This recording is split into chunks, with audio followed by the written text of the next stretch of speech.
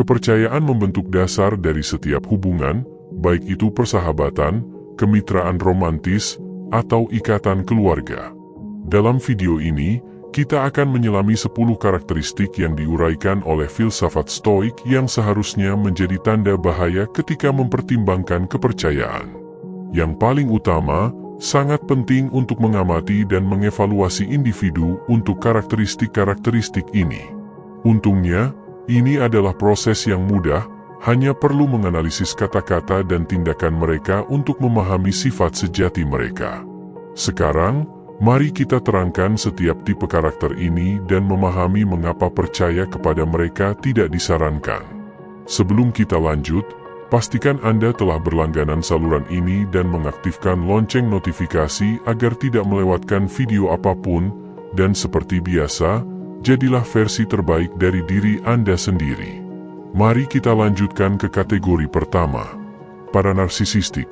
Saat berurusan dengan individu narsisistik, filsuf Stoik mengingatkan kita untuk tidak membiarkan perilaku mereka mengganggu kedamaian batin kita. Menjaga ketidakpedulian terhadap tindakan mereka yang egosentris melindungi ketenangan mental kita di tengah-tengah kesombongan mereka.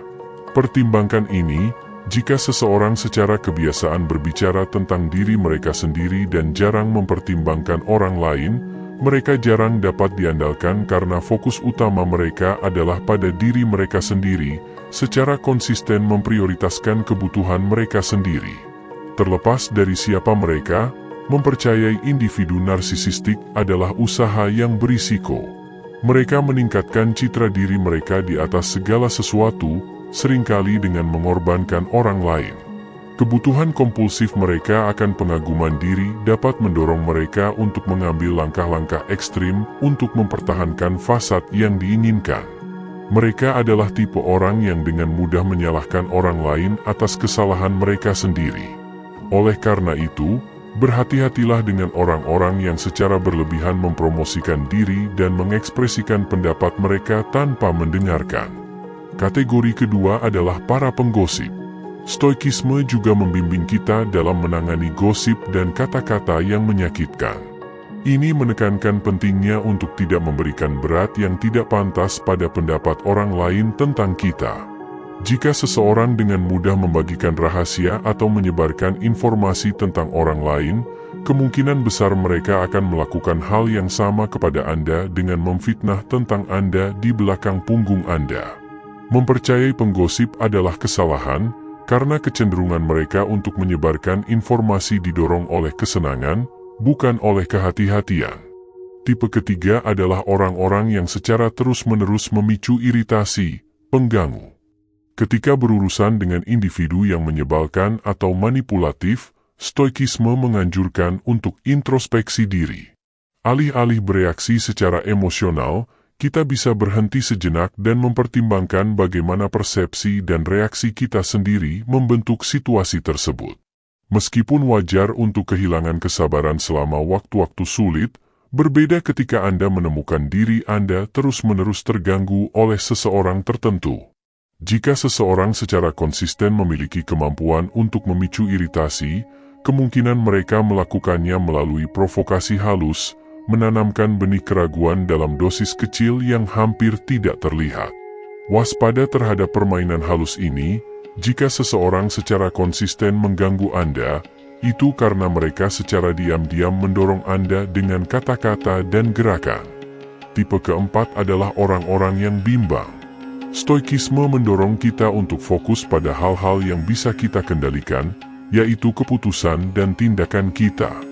Mempercayai seseorang yang terus-menerus ragu dalam pengambilan keputusan adalah proposisi yang meragukan. Bagaimana Anda bisa mengandalkan seseorang yang kesulitan menetapkan arah hidup mereka sendiri?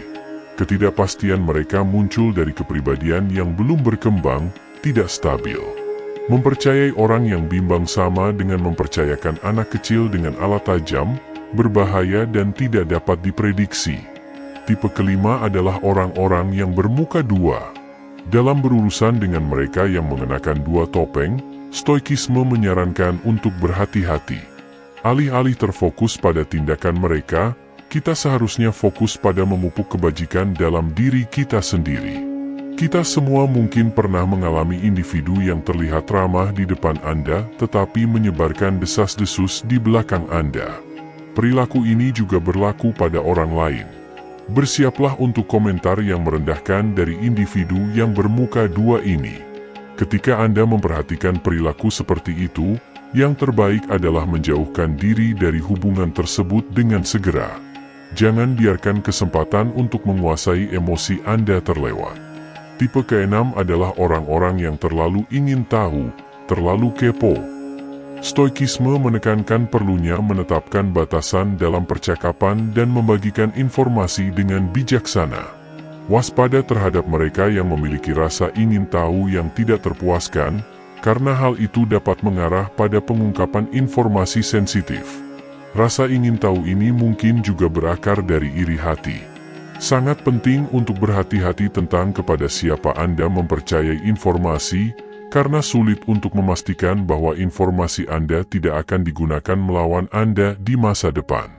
Meskipun wajar bagi orang untuk bertanya tentang kehidupan Anda dalam percakapan, berhati-hatilah terhadap mereka yang terus-menerus menyelidiki, terutama pada masalah yang sensitif.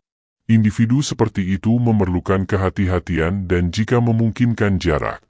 Tipe ketujuh adalah teman universal, berteman dengan semua orang. Stoikisme mengingatkan kita bahwa kita tidak bisa mengontrol bagaimana orang lain mempersepsikan kita. Alih-alih mencari persetujuan universal, itu menekankan pentingnya keaslian. Kita semua pernah bertemu dengan individu yang tampak ramah secara luar, selalu bersemangat untuk menyenangkan dan berteman dengan semua orang. Meskipun tidak ada yang secara inheren salah dengan sifat-sifat tersebut, penting untuk tidak mempercayai mereka secara buta.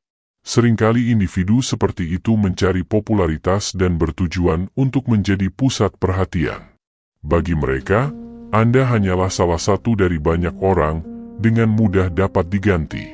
Berhati-hatilah terhadap kepribadian yang mencari popularitas ekstrovert seperti ini, karena mereka cenderung mengubah loyalitas dengan cepat. Tipe ke-8 adalah para kritikus abadi. Stoikisme menekankan pentingnya evaluasi diri. Alih-alih menghabiskan waktu untuk mengkritik orang lain, fokus stoik adalah pada peningkatan diri. Individu yang secara kebiasaan mengkritik orang lain, seringkali menggunakan gosip atau desas-desus, kemungkinan memiliki karakter yang meragukan. Mereka yang menghabiskan waktu untuk merendahkan orang lain kemungkinan besar tidak akan menjadi individu yang produktif dan bertanggung jawab. Waspada terhadap para kritikus ini, karena kesiapan mereka untuk mencemarkan nama baik orang lain menunjukkan kurangnya kebajikan. Saya menghargai Anda jika Anda telah sampai pada bagian ini. Tinggalkan komentar jika Anda sebelumnya mempercayai seseorang dengan karakteristik dari kategori-kategori ini, tetapi tunggu, masih ada dua tipe lagi yang harus dibahas. Tipe ke-9 melibatkan orang-orang yang terus-menerus terlibat dalam masalah.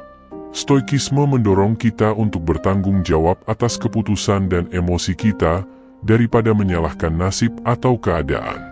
Waspada terhadap individu yang selalu terjerat dalam konflik dan drama, selalu mengklaim nasib buruk.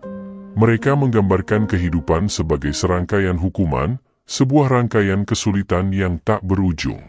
Berhati-hatilah terhadap individu seperti itu karena kecenderungan mereka untuk menarik masalah bukanlah kebetulan semata. Ini bukanlah alam semesta yang bersekongkol melawan mereka, tetapi sabotase diri mereka sendiri. Mereka kemungkinan membuat keputusan yang buruk, gagal belajar dari kesalahan, dan kesulitan mengelola emosi mereka. Hindarilah tipe ini, karena menyimpati dengan kesengsaraan mereka dapat dengan cepat membuat Anda terjerat dalam jaring masalah mereka. Dan akhirnya, tipe ke-10 adalah orang-orang yang pura-pura mendengarkan. Dalam situasi di mana orang-orang berpura-pura mendengarkan, stoikisme menyarankan ketegasan, dan jika perlu, menjauhkan diri dari percakapan yang tidak produktif. Kita semua pernah mengalami individu yang, ketika Anda berbagi ide atau berbicara, merespons dengan, ya, atau, saya mengerti, secara mekanis. Ini tidak hanya mengganggu tetapi juga bisa tidak sopan. Setidaknya, percakapan membutuhkan perhatian yang tulus. Jika Anda melihat seseorang tidak benar-benar mendengarkan, atau bahkan lebih buruk, mereka asyik dengan ponsel mereka atau hanya berpura-pura tertarik, lebih baik berhenti berbicara. Berbicara dengan seseorang yang tidak benar-benar terlibat adalah upaya yang sia-sia. Jika hal ini terjadi, jangan ragu untuk berdiri dan pergi. Anda tidak berkewajiban untuk menghabiskan waktu dengan seseorang yang tidak tertarik pada pemikiran Anda. Sebagai kesimpulan, menganalisis berbagai tipe individu ini memberikan pelajaran berharga untuk membangun hubungan yang otentik dan bermakna. Dengan mengintegrasikan kebijaksanaan stoik, kita belajar untuk menjaga kedamaian batin kita, menumbuhkan kebajikan, mempraktikkan keaslian, dan melatih kendali diri dalam situasi yang menantang. Terima kasih atas perhatian Anda. Semoga Anda menemukan kebijaksanaan dan pemenuhan dalam perjalanan pribadi Anda. Dan seperti biasa, jadilah versi terbaik dari diri Anda sendiri.